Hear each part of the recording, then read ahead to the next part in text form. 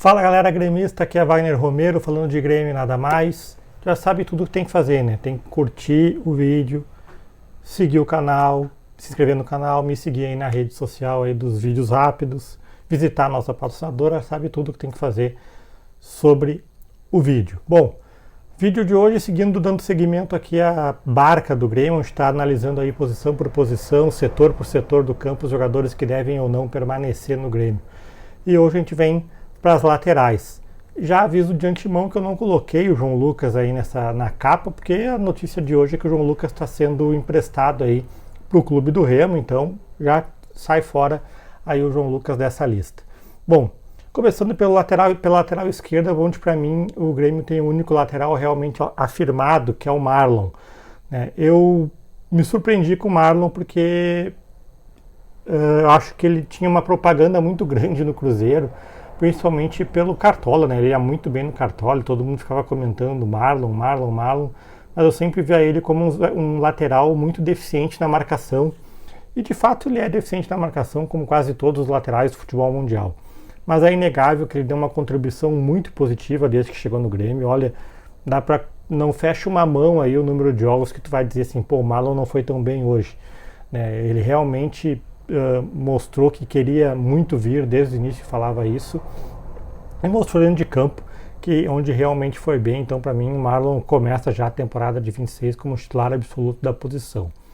Como seu reserva, o Lucas Esteves, é também aquela situação, né? Eu não era tão favorável assim à contratação do Marlon, porque não vi ele sendo um cara muito diferente do Lucas Esteves, e acho que como todo mundo elogiou a contratação do Lucas Esteves quando aconteceu, porque é um jogador que foi um dos destaques, um dos melhores laterais esquerdos do Campeonato Brasileiro de 2024 pelo Vitória. O Grêmio conseguiu um baita de um negócio ali, pagando a multa rescisória dele, então contrataria ali um dos melhores laterais esquerdos do campeonato por um preço muito baixo e aparentemente resolveria ali o teu problema da lateral esquerda. Só que não foi isso que aconteceu. Desde o início o Lucas Esteves não deu conta do recado. Acho que até no início ele não foi tão mal assim, mas também não foi bem, foi aquele nota 6, aquele não fede nem cheira. Acho que pegaram muito no pé dele por toda a expectativa que se tinha em cima dele e porque todo aquele rolo para contratar ele do Vitória e tal, todo aquele imbróglio, então ele chegou com uma expectativa muito alta. Mas, de fato, o Lucas Esteves acabou não fazendo valer a sua contratação. Numa situação normal de temporada, de um clube saudável financeiramente, eu diria que tinha que aceitar que o Lucas Esteves não deu certo e negociar ele. A questão é que se o Grêmio negociar o Lucas Esteves, não fica com nenhum reserva imediato para a posição do Marlon. E o Grêmio não tem ninguém na base para subir. O Pedro Gabriel ainda é muito verde, muito novo para subir, nem sei se vai chegar a ter essa bola toda para ser profissional do Grêmio.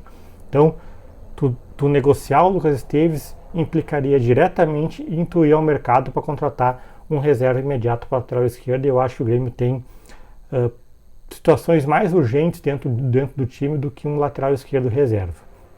No lado direito, a gente tem o caso do João Pedro, que a gente não sabe nem se vai voltar a jogar, como que vai acontecer se ele voltar, né? Teve um problema de saúde muito sério e, de novo, para mim, uma situação normal de um time financeiramente saudável, o João Pedro seria um bom reserva. Acho que aquele campeonato de 23 dele foi uma temporada de aniversário, dado o histórico do jogador, de todos os clubes que ele já passou. Foi sem dúvida o melhor ano da carreira dele, talvez único daquele jeito. Então, para mim, o João Pedro, se ele voltar, se ele não tivesse o problema de saúde que teve, seria aí um jogador para ser reserva. E terminou a temporada como titular o Marcos Rocha, e de novo, eu não tenho nada do que falar do Marcos Rocha no sentido técnico dele como lateral, no currículo dele, inúmeros títulos, titular do Palmeiras, Atlético Mineiro, etc, etc. A questão é que não foi à toa que o Palmeiras liberou tão facilmente o Marcos Rocha. Não é à toa que o Palmeiras já tinha oferecido um contrato para ele de aposentadoria, para ele fazer parte da comissão técnica do Abel Ferreira no ano de 2026. Não é à toa que o Palmeiras liberou tão fácil ele e o Mike. É porque são jogadores que já não dão conta. Só que a gente estava tão carente de um lateral direito, a gente vinha aí revezando, até o Gustavo Martins jogou de lateral direito, se falou no Pavon de lateral direito, Então a pobreza naquela posição era tão grande que chegou o Marcos Rocha ali, fez 2 jogos onde ele acertou cruzamento, se mostrou um cara sóbrio na posição que a gente ficou, nossa, o Marcos Rocha. Mas a grande verdade é que, passado alguns jogos e o Grêmio foi enfrentando adversários um pouco mais difíceis, a gente viu que hoje, com todo respeito ao Marcos Rocha, ele é praticamente um ex-atleta em atividade. É claro que o Grêmio não vai se livrar do Marcos Rocha agora, ele tem 1 ano de contrato ainda com o Grêmio e tal. Então, numa situação normal hoje, o Marcos Rocha ele é reserva do Grêmio e além do mais, é um cara que para mim não se encaixa nem um pouco na maneira que o Luiz Castro gosta de ter os seus laterais.